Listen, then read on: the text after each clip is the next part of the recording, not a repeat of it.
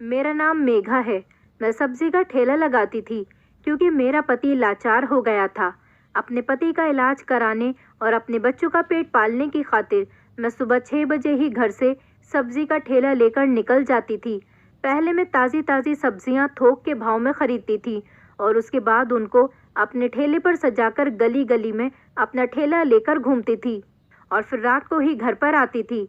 एक दिन एक बूढ़ा बाबा मेरे पास सब्जी खरीदने के लिए आया था। जब मैंने उसे उस बड़े से बंगले के अंदर जाता हुआ देखा तो वो मेरे सर पर हाथ रखकर मेरे लिए प्रार्थना करने लगा और कहने लगा, बेटी, मेरी एक अमानत अपने पास रख लो। मैं कुछ दिनों के लिए तीर्थ यात्रा पर जा रहा हूँ। जब वहाँ से वापस आ जाऊँगा तो तुमसे ये अपना कीमती सामान वापस ले लूँगा। इसी तरह वो मेरा नंबर और एड्रेस लेकर चला गया था, मगर उसने मुझसे सख्ती से मना किया था कि कभी भी मेरे सामान को मत खोलना। उस आदमी ने मुझे एक छोटी सी अटैची दी थी। मैं उनकी बात मान गई थी, मगर अब जब भी मैं सोकर उठी तो वो अटैची मेरे पैरों के नीचे रखी हुई होती थी और मेरी बेटी उसे देखकर बहुत डरती थी। एक दिन सच्चाई जानने के लिए मैंने वो अटैची खोलकर देखी तो मेरे पैरों तले से ज़मीन निकल गई थी, क्योंकि उसके अंदर तो मुझे तो पता भी नहीं था कि एक दिन किसी अजनबी के हाथों मेरी ज़िंदगी हमेशा हमेशा के लिए बदल जाने वाली है। मेरी बेटी, जिसमें मेरी जान बसती थी, वो एक अजनबी तांत्रिक बाबा के हाथों से इतनी ज़्यादा परेशानी से गुजरेगी। अगर इस बात का आइडिया मुझे पहले से होता तो शायद मैं उस आदमी की बातों में कभी ना आती। उस दिन घर से बाहर ही न निकलती और अपने बच्चों को भूखा सुला देती। मगर मैं कभी घर की दहलीज पार न करती। मुझे आइडिया नहीं था कि आज एक ऐसी सुबह मेरा इंतज़ार कर रही है जो मेरी ज़िंदगी को हमेशा हमेशा के लिए बदल देगी। मैं रोज़ के मुताबिक ही दिन निकलते ही अपना ठेला लेकर घर से निकल जाती थी। उस वक्त मेरे दोनों बच्चे सो रहे होते थे। मेरे पास एक बेटा था और एक बेटी थी। मेरी बेटी की उम्र 12 साल थी और मेरे छोटे बेटे की उम्र 7 साल थी। मेरी बेटी अपने छोटे भाई को लिपटकर सो रही थी, ऐसे जैसे वो अपने भाई की हिफाजत करना चाह रही हो। वो कह रही थी, मुझसे दूर चले जाओ, मैं तुम्हारी शक्ल नहीं देखना चाहती। आप मेरे पापा नहीं हो, अभी इसी वक्त मुझसे दूर हो जाओ, वरना मैं सब कुछ मम्मी को बता दूंगी। मैं ये सब सुनकर चौंक गई और घबराकर मैंने उसे जगाने की कोशिश की। मैं ये सब पता करना चाह रही थी कि वो आखिर नींद में ऐसी बातें क्यों कर रही है, मगर फिर सोचा कि बच्ची है, बच्चे तो इस तरह के सपने देख लिया करते हैं। मुझे कहाँ पता था कि उसका ये सपना एक दिन सच हो जाएगा। उसके सपने के पीछे तो एक भयानक राज छुपा हुआ था। मैंने अपने छोटे बेटे को गौर से देखा तो वो भी गहरी नींद में सो रहा था। मेरी यही रूटीन थी कि मैं सुबह 5 बजे उठकर घर की साफ सफाई करने के बाद बच्चों के लिए नाश्ता बनाकर टिफिन में रख जाया करती थी और अपने पति को नाश्ता करा दिया करती थी। अपने पति से कह देती कि ठीक से बच्चे जब उठ जाएं तो उन्हें ज़रूर नाश्ता करा दें। रोज़ मेरे पति की आंखों में आंसू होते थे। आज पहले दिन ऐसा नहीं हुआ था, बल्कि वो तो हर दिन ही मुझे विदा करते हुए अपसेट हो जाते थे। कहते थे कि मेघा, मैंने तुमसे शादी इसलिए तो नहीं की थी कि तुम्हें इतनी बड़ी मुश्किल में डाल दूं। मैं उनको मुस्कुराकर देखती और कहती कि मुश्किल में डालना आपके या किसी के हाथ में नहीं है। शायद भगवान को यही सब मंजूर था। ये आपका भी इम्तिहान है और मेरा भी। मुझे उम्मीद है कि हम इस कड़े इम्तिहान से जल्द ही निकल जाएंगे। बस भगवान से प्रार्थना करते रहो। बस भगवान से प्रार्थना करो कि हम दोनों जल्द ही अपनी बहारों वाली ज़िंदगी पर आ जाएं। मैं अपने पति से ये कहकर घर से निकल आई थी। अभी पहले मैं ताज़ी ताज़ी सब्जियां खरीदने के लिए गई थी। आज भी मैं अपना ठेला लेकर घर से बाहर निकली थी। भगवान का शुक्र था कि इस सब्जी के ठेले से हमारे घर का गुजर बसर अच्छी तरह से हो रहा था। बहुत सारी औरतें मुझसे सब्जी खरीदने के लिए आती थी। एक दिन मेरे पति अपने ऑफिस से घर आ रहे थे, तभी उनका एक्सीडेंट एक बड़ी सी कार से हो गया। वो बेचारे बिल्कुल लाचार हो गए थे। इस एक्सीडेंट की वजह से हमारे जुड़े कटे पैसे भी मेरे पति के इलाज पर लग गए थे। उस गाड़ी वाले का कुछ पता ही नहीं चल सका था जिसने मेरे पति का एक्सीडेंट किया था, क्योंकि उस गाड़ी वाले का नंबर हम नहीं जानते थे। अगर गाड़ी का नंबर हमें पता होता तो हम उसकी पुलिस में रिपोर्ट दर्ज करवा देते, तो शायद उस कार वाले को सज़ा तो मिल ही जाती। वैसे तो हमारे देश का कानून इतना अच्छा नहीं है, लेकिन फिर भी मुझे थोड़ी उम्मीद थी कि भगवान हमारे साथ अच्छा ही करेगा। अगर उस कार वाले ने उस दिन मेरे पति की मदद कर दी होती और मौके पर उन्हें अस्पताल पहुंचा दिया जाता, तो आज मेरे पति इतने लाचार न होते। मेरे पति के लाचार होने की वजह से मुझे ही घर की दाल रोटी चलाने के लिए काम करने घर से निकलना ही पड़ा था। वरना औरत होती ही इसलिए है जिसको अपनी घर गृहस्थी और बच्चों को घर में अकेला छोड़कर नौकरी करने के लिए घर से बाहर सड़कों पर निकलना न पड़े। मेरे पति बहुत अच्छे थे। जब वो ठीक थे तब उन्होंने मेरी हर ख्वाहिश को पूरा किया था। मुझे और मेरे बच्चों को किसी चीज़ की कोई कमी तक नहीं होने दी थी। मैं अपने आप को बहुत भाग्यशाली समझती थी। मेरे पति ने कहा था कि बस तुम भगवान से प्रार्थना करो कि मैं जल्दी ही ठीक हो जाऊं। मेरे ठीक होते ही मैं कभी भी तुम्हें ये काम करने नहीं दूंगा। मेरे लिए तो वैसे भी यही मायने रखता था कि मेरे पति जल्द से जल्द ठीक हो जाएं। मेरे बच्चे 2 वक्त की रोटी तो पेट भरकर खा ले, वरना तो जैसे हमारे घर के हालात हो गए थे, उन हालात के होते हुए तो हम लोग भूखे मर जाते। मैं अपना ठेला ले जाकर गली गली सब्जी बेच रही थी। किसी ने मुझे रुकने का इशारा किया था। मैंने देखा कि ये कोई बूढ़ा आदमी था जिसके हाथ में लाठी थी और उसने ढीला सा चोगा पहन रखा था। वो मुझे शक्ल से कोई बाबा लग रहा था। मैंने उसकी खातिर अपना ठेला रोक लिया था। वो जल्दी से मेरी तरफ बढ़े और कहने लगे कि मुझे 2 किलो आलू और 1 किलो टमाटर चाहिए। मैंने कहा, आप अपनी पसंद से सब्जी छांट लो। उन्होंने कहा, अरे बेटी, मैं बूढ़ा आदमी हूँ और पहली बार सब्जी खरीदने के लिए निकला हूँ। मेरी बेटी ने कहा है कि गले सड़े टमाटर मत लाना, ताज़ी ताज़ी लेकर आना। मैंने बाबा जी से कहा कि आपको फिक्र करने की ज़रूरत नहीं, मैं आपको सही आलू और सही टमाटर छांट कर दूंगी। सब्जी करते करते वो मुझसे बातें करते रहे। कहने लगे कि बेटी, तुम्हें देखकर मुझे बहुत खुशी हो रही है। मेरे हिसाब से औरत को भी किसी से पीछे नहीं रहना चाहिए, मर्द के कंधे से कंधा मिलाकर काम करना चाहिए। मैं बाबा जी की बात सुनकर मुस्कुराने लगी थी। फिर उन्होंने कहा कि मैं तीर्थ यात्रा पर जा रहा हूँ, प्रार्थना करना कि मेरी यात्रा सफल रहे। मैं मुस्कुराकर कहने लगी, बाबा जी, अगर आपके लिए माता रानी का बुलावा आया है तो समझ लीजिए माता रानी आपको अपने पास बुलाना चाहती है और अपने दर्शन करवाना चाहती है। उनकी आंखों में आंसू आ गए और वो कहने लगे कि मुझ जैसे पापी माता रानी के दर्शन इतनी आसानी से कैसे कर सकते हैं। मैं बोली कि आप वहाँ जाओ तो मेरे लिए भी प्रार्थना ज़रूर करना। उन्होंने कहा, हाँ बेटी, तुम भी मेरे लिए प्रार्थना करना कि मुझ जैसे बूढ़े आदमी की तीर्थ यात्रा सफल रहे। मैंने कहा, बाबा जी, मेरे लिए प्रार्थना करना कि मेरी सारी परेशानियां खत्म हो जाएं। वो बाबा जी कहने लगे, हाँ बेटी, मुझे मालूम है हर माता पिता के लिए उसकी औलाद बहुत प्यारी होती है। मैं दिल से प्रार्थना करूंगा कि तुम्हारे बच्चों के ऊपर से हर परेशानी खत्म हो जाए। तुम्हें बच्चों की ही परेशानी है ना, इसीलिए तुम परेशान नजर आ रही हो। बच्चों का बिहेवियर समझने में वक्त हो रहा है ना। बाबा जी ने बड़ी अजीब बातें कर दी थी। मैंने इनकार करते हुए सर हिला दिया और कहा कि नहीं नहीं, ऐसी तो कोई बात नहीं। भगवान की कृपा से मुझे बच्चों की तरफ से कोई परेशानी नहीं है। मैं तो अपने पति की वजह से बहुत परेशान हूँ। मेरा पति बीमार है और लाचार है, वो कोई काम धंधा नहीं कर सकता, इसीलिए तो मुझे सब्जी का ठेला लेकर घर से निकलना पड़ गया। बाबा जी कहने लगे, तुम्हारे पति के लिए प्रार्थना करूं या फिर तुम्हारे बच्चों के लिए? मैं उनकी बात सुनकर हैरान रह गई थी। बाबा जी कहने लगे, बच्चे तो मासूम होते हैं, मैं तो तुम्हारे बच्चों के लिए ही प्रार्थना करूंगा। वो बाबा जी और उनकी बातें मुझे बड़ी अजीब लगने लगी थी। फिर वो कहने लगे, तुम जानती हो क्या इस दुनिया में कोई भी चीज़ फ्री में नहीं मिलती। अगर तुम चाहती हो कि मैं तुम्हारे लिए प्रार्थना करूं तो तुम्हें उसकी कीमत चुकानी होगी। मैंने चौंक कर और बड़ी हैरानी से बाबा जी के चेहरे की तरफ देखा तो वो कहने लगे, तुम मेरी सब्जी अपने पास रखो, मैं अभी आता हूँ। मैंने उनकी सब्जी की थैली अपने पास ही रख ली थी, जबकि वो मुझे सब्जी के लिए पैसे भी दे चुके थे और वो ये कहकर सामने बने हुए बड़े से बंगले के अंदर चले गए थे। मैं बड़ी हैरान हो गई थी कि कौन है और ये किस तरह की बातें कर रहे हैं। भला ये मुझे रुकने का कहकर कहाँ चले गए? उन्होंने मुझसे कहा था कि मेरा 5 मिनट तक इंतज़ार करो, मैं अभी आता हूँ। मेरे पास भी इंतज़ार करने के अलावा कोई और चारा नहीं था। मैं तो ये देखकर हैरान हो रही थी कि ये बूढ़े आदमी इतने बड़े बंगले में कैसे चले गए थे, और अगर वो ही इस बंगले के मालिक थे तो फिर वो तीर्थ यात्रा पर जाने के लिए इतने परेशान क्यों नजर आ रहे थे। मैं अभी अपने दिमाग में यही सारी बातें सोच रही थी कि बाबा जी वापस लौट आए थे। उनके हाथ में एक काले रंग की अटैची थी। पहले उन्होंने मेरे सर पर हाथ रखा और मुझे आशीर्वाद देने लगे।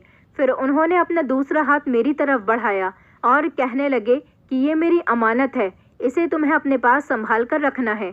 जब मैं तीर्थ यात्रा से वापस आ जाऊंगा तो तुमसे अपनी अमानत वापस ले लूंगा।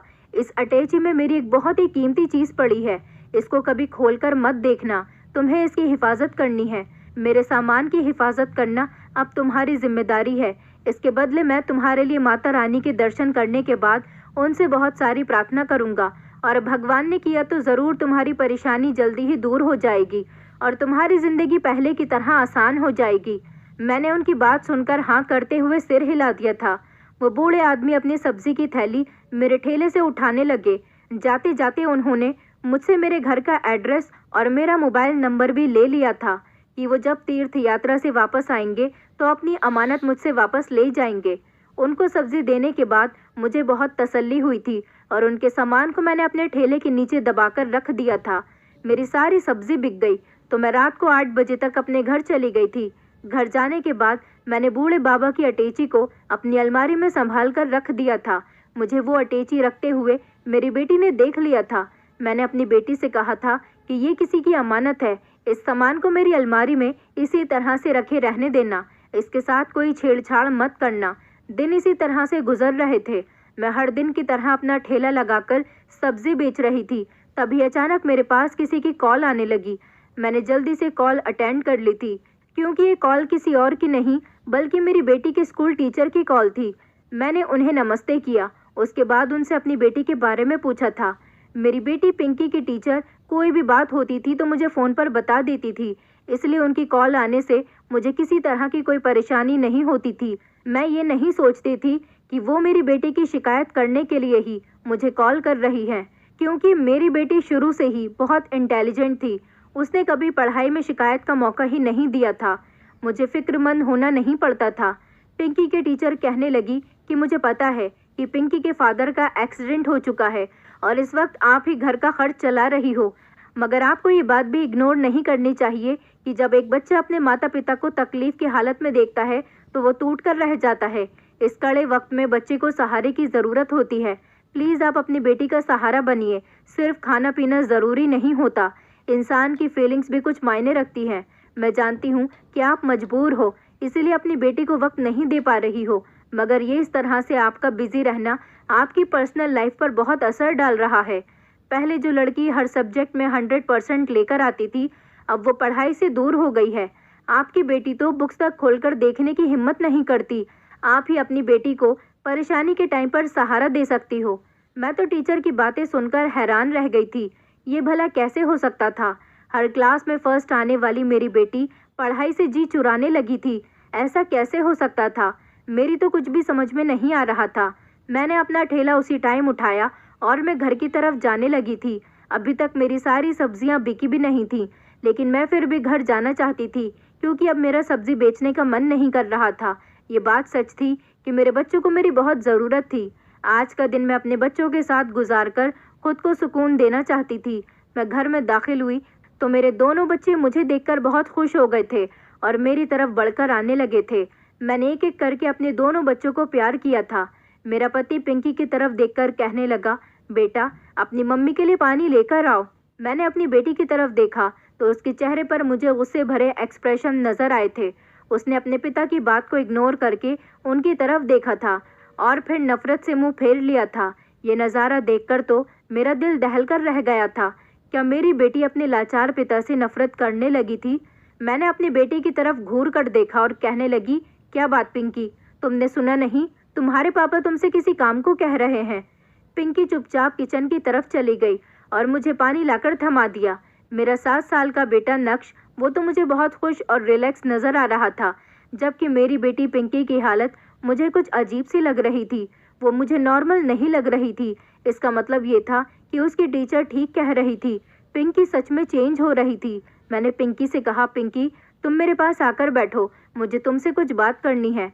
वो मुझसे कहने लगी, मम्मी मैं कमरे में जा रही हूँ, आप भी उधर ही आ जाना, मैं यहाँ पर बैठना नहीं चाहती। वो इतना कहकर अपने कमरे में चली गई थी, जबकि मैं बड़ी हैरानी भरी नज़रों से अपने पति की तरफ देख रही थी। मेरे पति के चेहरे के रंग बदल गए थे। वो कहने लगे, मैं अपनी तरफ से बच्चों का बहुत ख्याल रखता हूँ, हर तरह से उनकी फिक्र करता हूँ और उनकी ज़रूरत का पूरा ख्याल रखने की कोशिश कर रहा हूँ, मगर एक पिता कभी भी माँ की जगह तो नहीं रह सकता ना। मैं तुमसे बहुत शर्मिंदा हूँ मेघा, तुम्हें मेरी मजबूरी की वजह से घर से निकलना पड़ता है। मैं क्या करूँ, ये मेरे बस में नहीं था। मेरी तो यही प्रार्थना है कि मैं जल्द से जल्द ठीक हो जाऊँ और मैं काम पर जाने लगूँ, फिर तुम घर में रहना, बच्चों का ख्याल रखना। शायद बच्चे अब मेरे कहने में नहीं रहे। मैं अपने पति के किसी भी सवाल का कोई जवाब नहीं देना चाहती थी, क्योंकि मुझे पता था कि मेरा कोई भी जवाब उन्हें परेशानी में डाल सकता है। मैंने अपने पति के कंधे पर हाथ रख दिया। भगवान सब कुछ ठीक कर देगा, जल्दी ही हम इस परेशानी से निकल जाएंगे। और उठकर मैं अपनी बेटी के कमरे में आ गई थी। पिंकी मुझे देखकर कहने लगी, मम्मी आज आप बहुत जल्दी घर वापस आ गई हो। मुझे इस बात से बहुत खुशी हुई। मैं भी मुस्कुराकर अपनी बेटी के पास बैठ गई थी और उससे उसका स्कूल बैग खोलने के लिए कहा था। उसने अपना स्कूल बैग मुझे खोलकर दे दिया था। मैंने उसके बैग से उसकी सारी कॉपीज चेक की तो ये देखकर मैं हैरान रह गई थी कि उसका कोई भी वर्क कंप्लीट नहीं था और उसके मार्क्स भी बहुत कम आए हुए थे। ये सब देखकर पिंकी के चेहरे का रंग उड़ गया था। वो खामोशी से मुझे देखती रही थी। मैंने उसकी कॉपीज उसके सामने रख दी और एक एक कॉपी का वर्क पलटती जा रही थी। हर सब्जेक्ट में पिंकी के नंबर्स बहुत ही कम थे। मैंने पिंकी की आंखों में आंखें डालकर उससे पूछा कि क्या तुम पढ़ाई में इतनी नालायक हो गई हो? तुम तो बहुत ज़्यादा इंटेलिजेंट थी, अब आखिर तुम्हें क्या हो गया? मैंने देखा कि मेरी बात सुनकर मेरी बेटी की आंखों में आंसू आ गए थे। वो कहने लगी, माँ आप नहीं जानती हैं कि मैं किस परेशानी से गुजर रही हूँ। मैं अपनी 12 साल की बेटी के मुंह से ऐसी बात सुनकर दंग रह गई थी। मैं कहने लगी, इतनी सी उम्र में भला तुम्हें कौन सी परेशानियाँ पहुँची है?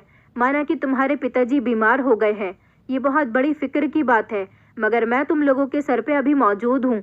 तुम्हें किसी भी चीज़ के लिए परेशान होने की कोई ज़रूरत नहीं। तुम्हारे पिता जल्द ही ठीक हो जाएंगे।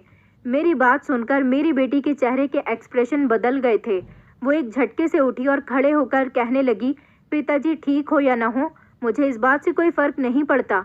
मैं चाहती हूँ कि मेरी माँ मेरे साथ रहे, बस मुझे अपनी माँ के साथ की ज़रूरत है। ये कहकर वो कमरे से बाहर निकल गई थी। मैं शॉक्ड में बैठी हुई थी और ख़ुद को संभालने की कोशिश कर रही थी। मेरी बेटी ने कभी इस तरह से मुझसे बात नहीं की थी और अब तो वो बहुत ज़्यादा चिड़चिड़ी भी रहने लगी थी। न जाने ये बैठे बिठाए मेरी बेटी को क्या हो गया था। अब मेरे दिमाग में वो बाबा जी की बातें घूमने लगी थी। उन्होंने मुझसे कहा था कि मेरे बच्चों को प्रार्थनाओं की ज़रूरत है।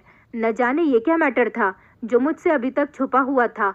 मैं जल्द से जल्द अपनी बेटी को इस परेशानी और तकलीफ से निकालना चाहती थी। अब मैंने अपने बेटे को कमरे में बुलाया और उससे पूछा, बताओ कि तुम्हारी दीदी को क्या हुआ है? आजकल वो इतनी ज़्यादा परेशान क्यों रहने लगी है? मेरे बेटे ने मेरी बात सुनकर मुझे बताया कि दीदी आज पहली बार परेशान नहीं हुई, बल्कि वो तो अब हमेशा ही ऐसे गुस्से में और परेशान सी रहने लगी हैं। पिताजी कोई बात करते हैं तो उन्हें काट खाने को दौड़ती हैं। पिताजी दीदी से अगर किसी काम को कहते हैं तो वो गुस्से से फौरन उनके किसी भी काम को करने से इनकार कर देती हैं। अपने बेटे की बात सुनकर मुझे तो यही लगा था कि दोनों बाप बेटी का ही कोई मैटर है, मगर ऐसा भी क्या मैटर था जो मुझे नज़र नहीं आ रहा था। मेरी फिक्र तो अब दिन ब दिन बढ़ती चली जा रही थी, क्योंकि मेरी बेटी का बिहेवियर बहुत गुस्से वाला होता चला जा रहा था। लेकिन ये सारी बातें मैं अपने पति से शेयर नहीं कर सकती थी, क्योंकि मुझे पता था कि इस तरह की बातें करने से मेरे पति का दिल टूट जाएगा। मैंने ऐसे ही इरादा बनाया था कि मैं घर के हर मैटर पर अब अपनी गहरी निगाह रखूंगी और जहाँ भी मुझे कुछ गड़बड़ नज़र आएगी तो मैं उसे ठीक करने की पूरी कोशिश करूंगी। मगर जबकि मुझे काम पर भी जाना पड़ता था, अगर मैं अपना काम नहीं करती तो फिर घर के खर्च में कमी आ जाती और फिर हम लोग क्या खाते। इन दिनों घर पर रह जाने के बाद भी मुझे किसी बात का पता नहीं चल सका था। पहले तो मैं सुबह ही घर से निकल जाती थी और रात होने पर ही घर को वापस लौट कर आई थी, लेकिन अब मैं कोशिश किया करती थी कि जल्दी से जल्दी मैं फ्री होकर घर पहुंच जाऊं। आज भी मैं जल्दी ही घर आ गई थी। जैसे ही मैंने दरवाज़ा खोला, मुझे अपनी बेटी नज़र आ गई थी। वो बहुत ज़्यादा परेशान लग रही थी। वो मुझसे कहने लगी कि अच्छा हुआ माँ, आज आप जल्दी घर आ गई हो, घर में तो मेरा दिल ही नहीं लग रहा था। ये कहने के बाद मैं तो अपने घर के कामों में बिजी हो गई थी और मैंने देखा कि मेरी बेटी मेरे कमरे के अंदर मेरी अलमारी के पास खड़ी हुई न जाने क्या कर रही थी। मैंने उसे सवाल भी किया कि बेटी क्या निकाल रही हो, तो उसने मुझे कुछ नहीं बताया। वो घबराकर वहाँ से निकल गई। मैंने सोचा कि शायद उसे मेरा कोई सामान इस्तेमाल करना होगा, तभी तो वो मेरी अलमारी के अंदर झांक रही होगी। मैंने देखा कि आज मेरी बेटी छोटी छोटी बातों पर बहुत ज़्यादा गुस्सा कर रही थी। मैंने अपने बेटे से पूछा कि आज तुम्हारी दीदी को गुस्सा क्यों आ रहा है। मेरे बेटे के जवाब देने से पहले ही मेरे पति कहने लगे, तुम भी कमाल करती हो, छोटी सी बेटी के लिए इतनी परेशान मत हुआ करो। तुम्हें तो पता है कि इस उम्र में बच्चे अक्सर पढ़ाई के लोड की वजह से चिड़चिड़े हो जाते हैं। मैंने भी अपने पति की बात पर सिर हिला दिया था और इस बारे में मैंने ज़्यादा कुछ सोचा भी नहीं। मैं अपने काम में लग गई थी। इस बारे में मैंने अपनी बेटी से भी कोई बातचीत नहीं की थी। मुझे पता था कि कुछ ना कुछ तो गड़बड़ ज़रूर है। शायद मेरी बेटी अपने पिता की लाचारी की वजह से उनसे चिढ़ने लगी थी। मैं ये प्रार्थना कर रही थी कि भगवान सारा सच जल्दी ही मेरे सामने आ जाए ताकि मैं अपनी बेटी को मुसीबत और परेशानी से निकाल सकूं। न जाने मेरी बेटी किस वजह से परेशान है और वो किसी परेशानी में उलझी हुई है। मैं अपनी बेटी की वजह से बहुत परेशान रहने लगी थी। रातों को मुझे उसी की टेंशन रहती थी और मैं सो भी नहीं पाती थी। मुझे अचानक एक रात पिंकी के कमरे से चिल्लाने की आवाज़ें आने लगी थीं। मैं तो घबरा गई थी और भागकर जब मैं अपनी बेटी के कमरे की तरफ पहुंची थी तो वो सपने में डर रही थी और बार बार चिल्ला रही थी।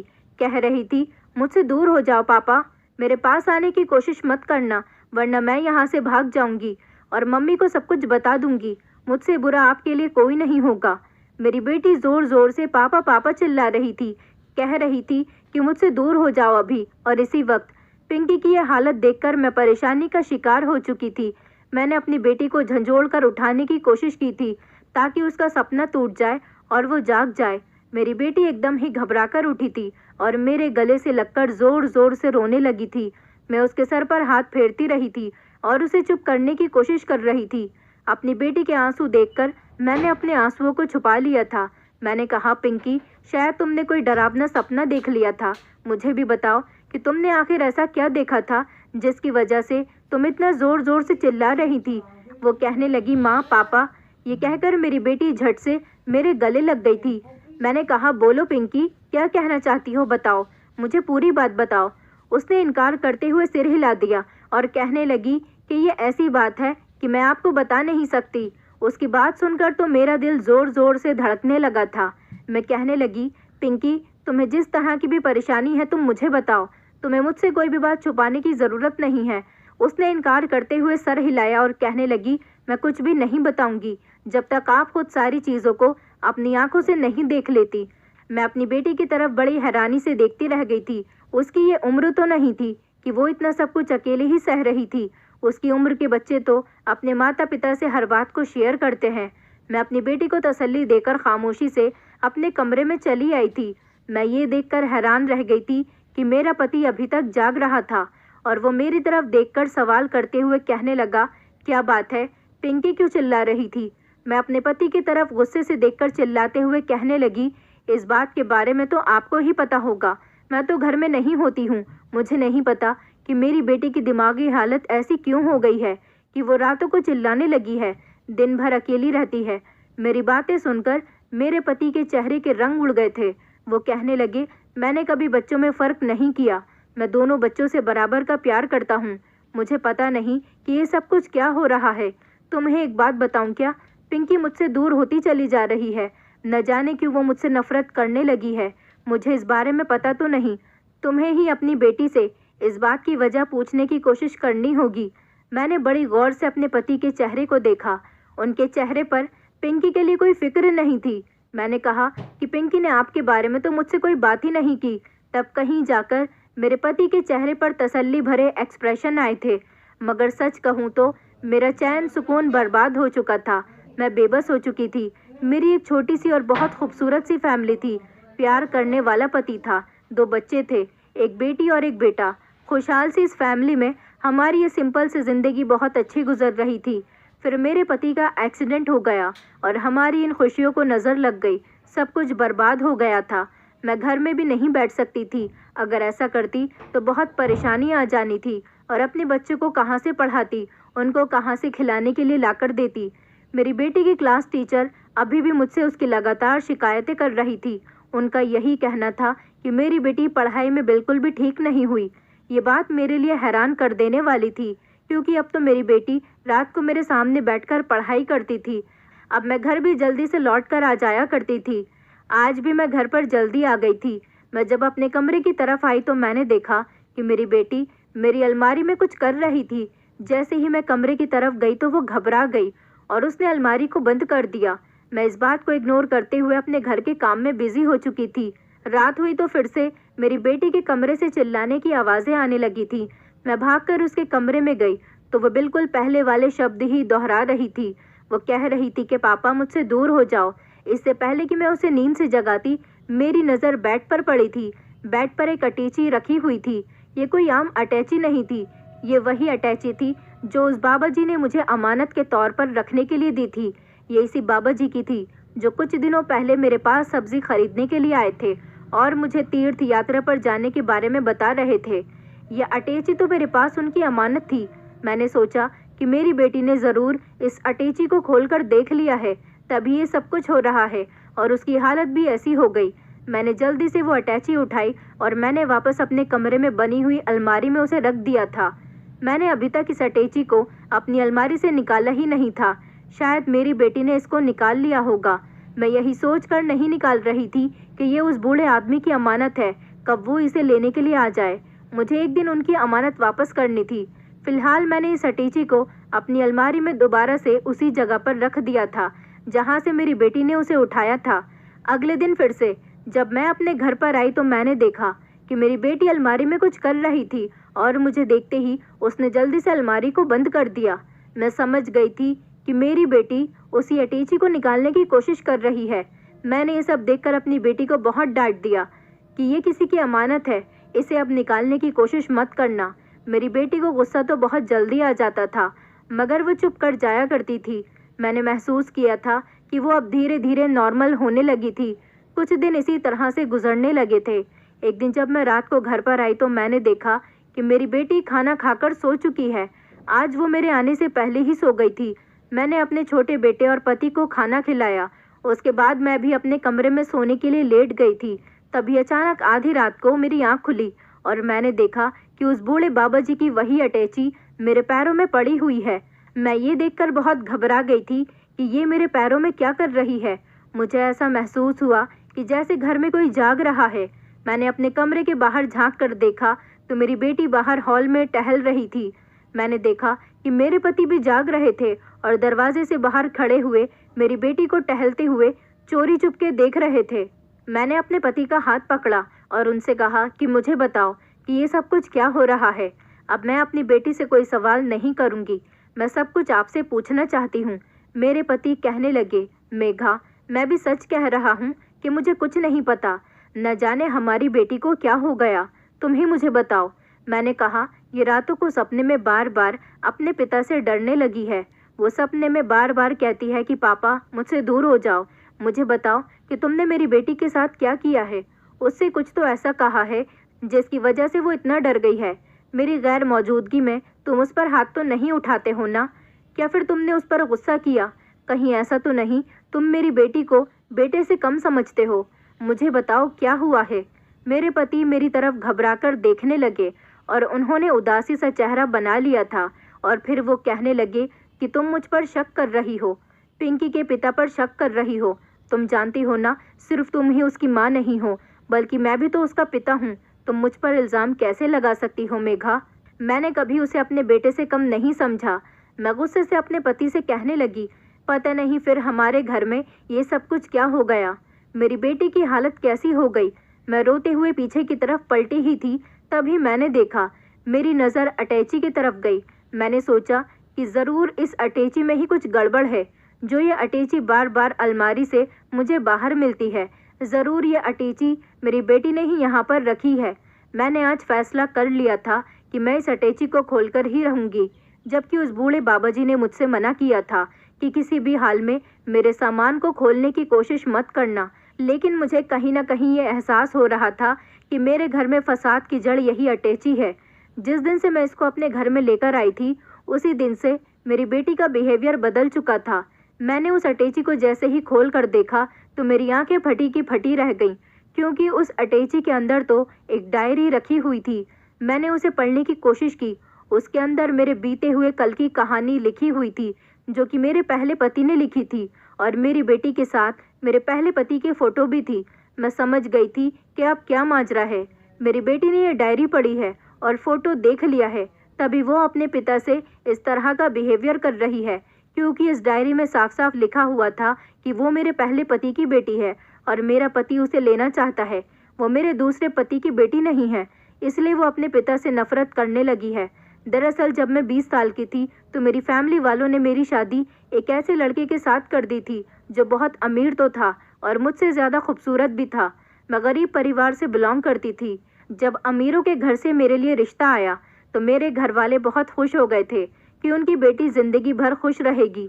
लेकिन शादी के बाद मेरा पति दिन रात मुझे ताने दिया करता था कि ना तो तुम खूबसूरत हो और ना ही तुम हमारे स्टैंडर्ड की हो। मैं बहुत परेशान रहती थी। मेरा पति चाहता था कि वो दूसरी शादी करे और मुझे अपनी ज़िंदगी से निकाल दे। मैं उसे मना करती थी और कहती थी कि मैं ही तुम्हारी पत्नी हूँ, लेकिन फिर भी उसने कुछ महीनों के बाद मुझे डाइवोर्स दे दी। उस दौरान मैं प्रेग्नेंट थी और मेरे पेट में पिंकी थी। पिंकी मेरे पहले पति की बेटी थी। ये बात मैं अपने पति को बताकर थक गई थी, लेकिन वो समझ ही नहीं रहा था। इसलिए जब मेरी डिवोर्स हो गई तो मैं अपने मायके आ गई। अब मेरी प्रेगनेंसी की शुरुआत के ही दिन थे। फिर मेरे घर मेरे दूसरे पति का रिश्ता आया। उनकी पहली पत्नी मर चुकी थी। मेरे घर वालों ने सारी अच्छी बुरी बातें देखकर मेरी शादी मेरे दूसरे पति के साथ करवा दी। एक ही महीने के अंदर मेरी डाइवोर्स भी हो गई और दूसरी शादी भी हो गई थी। फिर जब 9 महीने के बाद मेरी बेटी पैदा हुई तो मैंने अपने पति को बता दिया था कि ये तुम्हारी बेटी नहीं है, मेरे पहले पति की है। मेरे पति ने कहा कि कोई बात नहीं, मुझे इस बात से कोई फ़र्क नहीं पड़ता। इसे मैं अपनी औलाद की तरह पाल पोस कर बड़ा करूँगा। फिर कुछ सालों के बाद मेरा बेटा पैदा हुआ। इसी तरह मेरी फैमिली कंप्लीट हो गई। मेरा दूसरा पति गरीब ज़रूर था, लेकिन मुझे बहुत प्यार करता था और हमेशा उसने मेरा साथ दिया था। मैं फ़ौरन भागकर वो डायरी और फ़ोटो लेकर अपनी बेटी के पास चली गई। मैंने कहा कि तुम्हें गलतफहमी हुई है, ये मेरा पहला पति है। मेरा पहला पति मेरी बेटी को लेना चाहता था। मैंने अपनी बेटी को बताया कि ये आदमी किसी लालच की वजह से तुम्हें लेना चाहता है। ये बहुत बुरा आदमी है। न जाने क्यों इतने सालों बाद इसे अपनी बेटे की याद आ गई। मैं प्रेग्नेंट थी। उसने मुझे ये जानते हुए भी छोड़ दिया था कि तुम मेरे पेट में हो और अब इतने सालों बाद ये तुम्हें लेना चाहता है।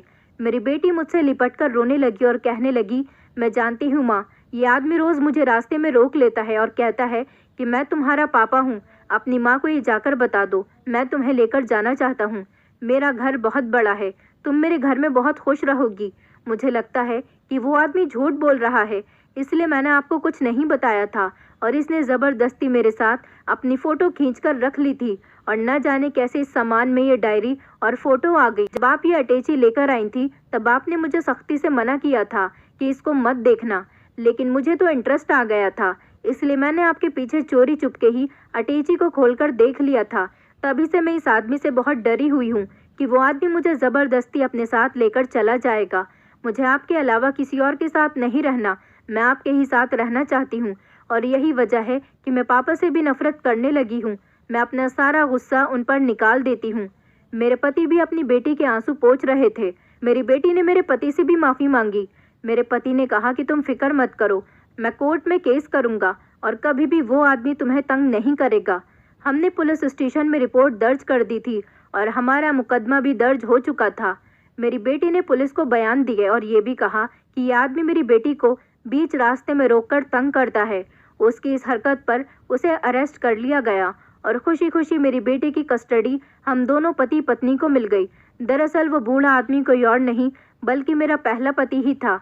उसे पता था कि जब वो मेरे सामने आएगा तो मैं उससे ढंग से बात तक नहीं करूँगी, इसलिए उसने मेरी बेटी को आते जाते तंग करना शुरू कर दिया और वो ये चाहता था कि मैं कहीं बीच रास्ते में हंगामा न कर दूं। इसलिए उसने बाबा का भेष बदलकर मुझसे बात करने की कोशिश की। मैं उसे पहचान नहीं सकी थी क्योंकि मैंने उसे 11 साल बाद देखा था और उसका भेष भी बदला हुआ था, इसलिए मैं उसे पहचान नहीं सकी। उसने मुझे अपनी बातों में ले लिया और मुझे अपनी वो अटैची दे दी। उसे पता था कि कोई भी इंसान किसी राज को जाने बिना रुक ही नहीं सकता, इसलिए उसने मुझे वो अटैची दी और कहा था कि इसे खोलकर मत देखना।